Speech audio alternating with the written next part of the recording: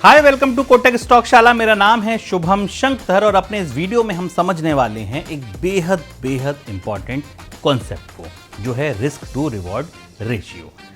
आप ये मान के चलिए कि ट्रेडिंग की पूरी जर्नी, पूरी यात्रा में अगर सबसे आदर्श, सबसे ज़रूरी सूत्र कोई होता है तो वो रिस्क टू रिवॉर्ड रेशियो का होता है।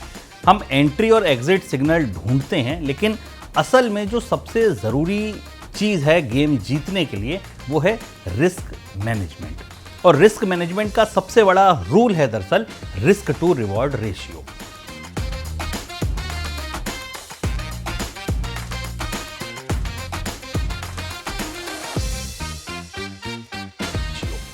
आप एक एग्जांपल से समझिए। मान लीजिए आप एक दोस्त के साथ कॉइन टॉस खेलते हैं। शर्त लगती है, हेड आया तो आप 100 रुपए जीतेंगे, टेल आया तो आप 50 रुपए हारेंगे।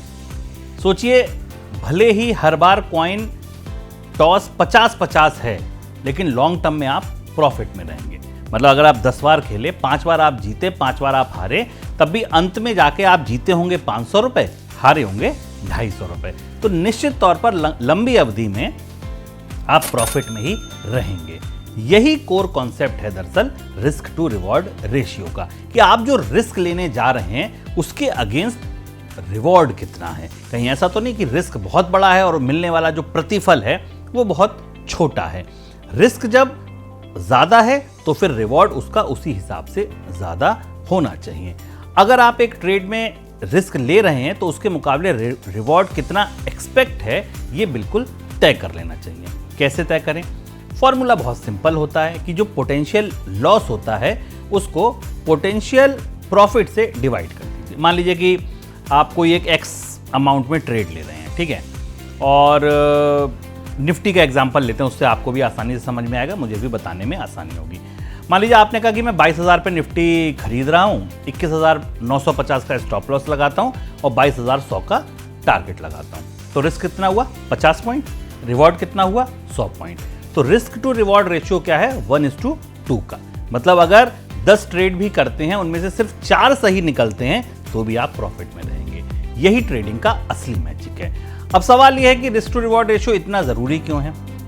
तो पहला, ये आपको डिसिप्लिन देता है। आप रैंडम ट्रेड नहीं करेंगे, बल्कि हर बार ये सोचेंगे ट्रेड लेने से पहले कि इसमें रिस्क रिवॉर्ड कम से कम 2 गुना है या नहीं है। अब आप मान लीजिए कि एक ट्रेड ऐसा कि जिसमें लॉस अगर हुआ तो 500 रुपए का होगा, प्रॉफिट 100 रुपए का होगा, क्या फायदा ऐसा लेने से? दूसरा, ये लॉसेस को मैनेज करता है।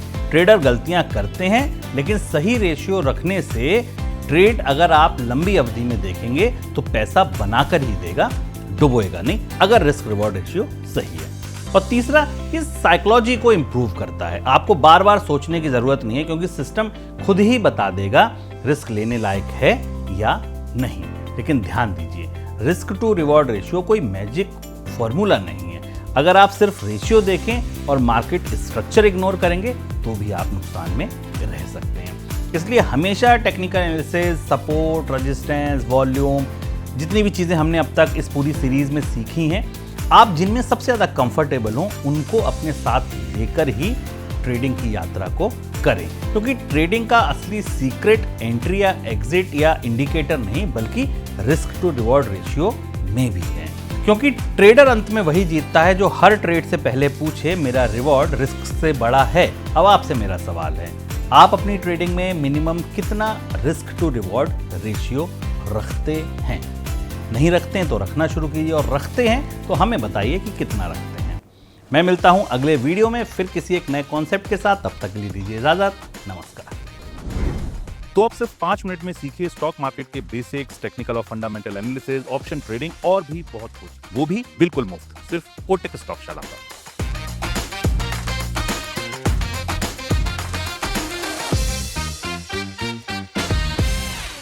Investments in securities market are subject to market risks. Read all the related documents carefully before investing.